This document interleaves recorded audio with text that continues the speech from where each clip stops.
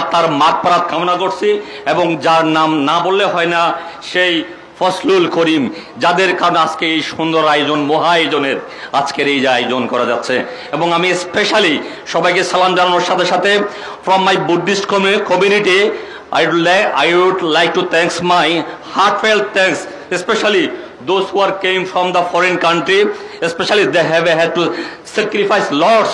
So this is really great appreciated because of এত সুন্দর আয়োজনের মধ্যে সারা পৃথিবী থেকে এতগুলো মানুষ সত্যিকার এই যে মানবতার জন্য যারা কাজ করে, মানবতার ফেরেওয়ালা, তারাই সত্যিকার আমাদের এই যে ধর্মটা প্র্যাকটিস করেন।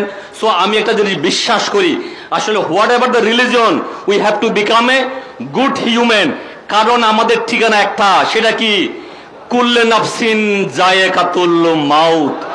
এটা যদি সত্যিকার আমরা বিশ্বাস করি, আমাদেরকে কি প্রয়োজন? একজন ভালো মানুষ প্রয়োজন, যার জন্য প্রয়োজন গুড গভর্নেন্স।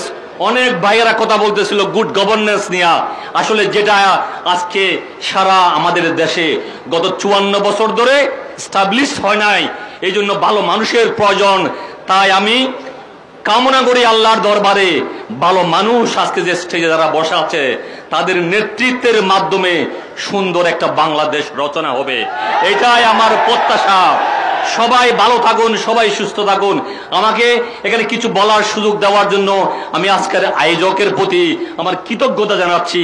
আমি আবারও সবাইকে সালাম জানিয়ে আমার এই সংক্ষিপ্ত বক্তব্য এখানে শেষ করলাম। আসসালামু আলাইকুম, সবাই ভালো থাকেন। আমার অনেক অনেক দোয়া রইল সবার প্রতি।